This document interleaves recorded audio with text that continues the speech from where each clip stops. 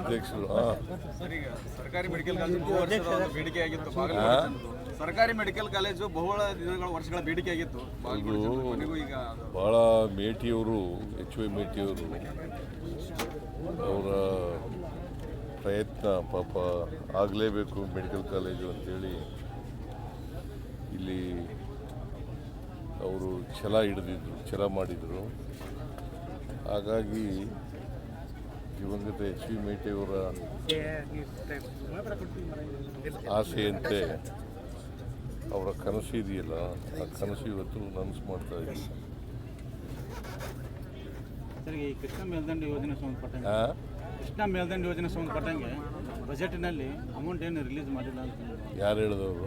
ಪ್ರತಿ ವರ್ಷ 10,000 ರೂಪಾಯಿ ಕೊಡ್ತೀನಿ. ನಿನಗೆ ಗೊತ್ತಿದ್ದೀನಿ, ಪ್ರತಿ ವರ್ಷನೂ ನಿನಗೆ ಗೊತ್ತಿಲ್ಲದೆ ಯಾಕೆ ಮಾತಾಡ್ತೀಯ? ಅಲ್ಲ ಸರ್, ದುಡ್ಡಿಟ್ಟಿಲ್ಲ ಅಂತ ಯಾರು ಹೇಳಿದ್ರು ನಿನಗೆ? ಅಂದರೆ ಈಗ ಬಿಜೆಪಿ ಇವತ್ತು ಪ್ರಾರಂಭ ಮಾಡ್ತೀವಿ. ಸಂತ್ರಸ್ತರಿಗೆ ಯಾರು ಜಮೀನು ಕಳ್ಕೊಂಡಿದ್ದವ್ರಿಗೆ ಅವ್ರಿಗೆ ಚೆಕ್ ಕೊಡೋದ್ರ ಮೂಲಕ ಪ್ರಾರಂಭ ಮಾಡ್ತೀವಿ. ಅವ್ರು ಎಷ್ಟು ಜನ ಬರ್ತಾರೆ ಅಷ್ಟು ಜನಕ್ಕೆ 3 ವರ್ಷದಲ್ಲಿ ಮಾಡ್ತೀವಿ. 4 ವರ್ಷ ಟಾರ್ಗೆಟ್ 4 ವರ್ಷದ ಸ್ಕೀಮ್ ಅದು. 4 ವರ್ಷ ಟಾರ್ಗೆಟ್ ಹಾಕೊಂಡು 4 ವರ್ಷ.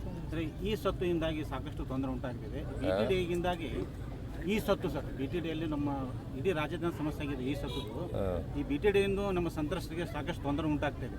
ಅದು ಈ ವಿಶೇಷ ಅಂತ ಇಲ್ಲಿ ಪರಿಗಣಿಸಿ ಅದೊಂದೇನೋ ನೀವು ಮಾಡಿದ ಅನುಕೂಲ ಆಗುತ್ತೆ. ಸರ್ ಮಾಡಿಸ್ತೀವಿ, ಅದನ್ನು ಸರ್ ಮಾಡ್ತಕ್ಕಂಥ ಕೆಲಸ ಮಾಡ್ತೀವಿ. ಸರ್, ಅದ್ರ ಬಗ್ಗೆ ಹೆಚ್ಚು ತಲೆ ಕೆಡಿಸಬೇಕಾದಂಥ ಅಗತ್ಯ.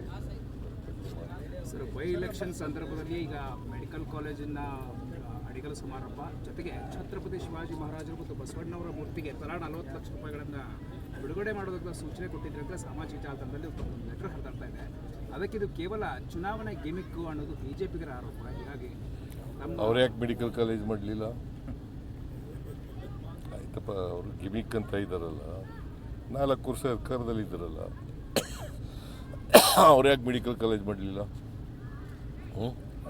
ಹೆಂಗೆ ಗಿಮಿಕ್ ಹೆಂಗಾಗುತ್ತೆ?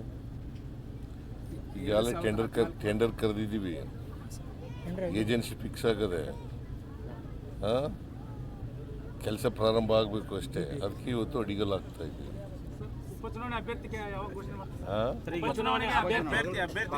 ಬಾಗಲಕೋಟೆ ಮತ್ತು ಹೈಕಮಾಂಡ್ ತೀರ್ಮಾನ ಮಾಡ್ತದೆ.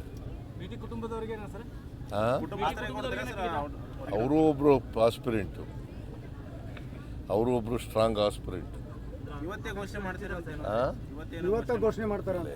ಹೈಕಮಾಂಡ್ ತೀರ್ಮಾನ ಮಾಡಿ. ಇನ್ನು ಎಲೆಕ್ಷನ್ ಘೋಷಣೆ ಆಗಿಲ್ವಲ್ಲ? ಆಗ್ಬೋದು, ಇನ್ನೊಂದು ವಾರದಲ್ಲಿ ಆಗ್ಬೋದು, ಒಂದು ವಾರದ ಒಳಗಡೆ ಆಗ್ಬೋದು. ಯಾರ್ಯಾರೋ ಆಕಾಂಕ್ಷಿಗಳಾಗೋದು ತಪ್ಪಲ್ಲ. ಆದರೆ ಹೈಕಮಾಂಡ್ನವರು ನಾವೆಲ್ಲನೂ ನೋಡಿ ಕ್ಯಾಂಡಿಡೇಟನ್ನು ಶಿಫಾರಸು ಮಾಡ್ತೀವಿ. ಅವರು ಹೈಕಮಾಂಡ್ನವರು ಅಂತಿಮವಾಗಿ ತೀರ್ಮಾನ ಮಾಡ್ತಾರೆ. ಒಂದೇ ಕುಟುಂಬದಲ್ಲಿ ಕೇಳ್ತಾ ಇದ್ರೆ ಮತ್ತಷ್ಟು ಗೊಂದಲಕ್ಕೆ ಈಡಾಗುತ್ತೆ ಅಂತ. ಒಂದೇ ಕುಟುಂಬದಲ್ಲಿ 2-3 ಮಂದಿ ಟಿಕೆಟ್ಗೆ ಕೇಳ್ಕೊಂಡು ಹೊಂಟ್ರೆ ಕೇಳಿಯಪ್ಪ, ಒಬ್ಬರಿಗೆ ಕೊಡೋದು ಟಿಕೆಟು. ಹೈಕಮಾಂಡ್ನವರು ಒಬ್ಬರಿಗೆ ತೀರ್ಮಾನ ಮಾಡೋದು.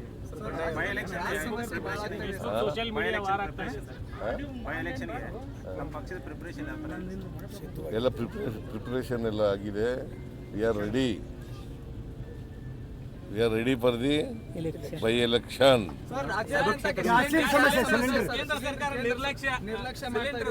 ಕೇಂದ್ರ ಸರ್ಕಾರದ ಜವಾಬ್ದಾರಿ ಅದು.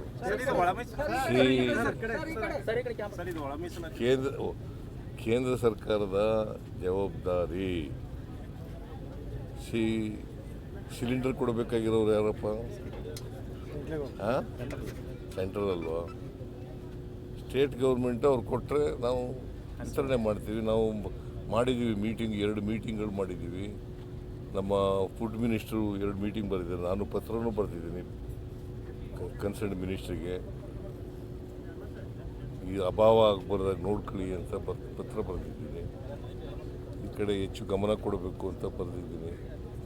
So it is the responsibility of the government of India. ಏನಪ್ಪ? ನಾನು 27ನೇ ತಾರೀಕಿಗೆ ಮೀಟಿಂಗ್ ಕರೆದಿದ್ದೀವಿ. 27ನೇ ತಾರೀಕು will take a final decision. Sir ಇಲ್ಲೊಂದು ಮನೆ ಕೊಡ್ತಾರೆ ಸರ್.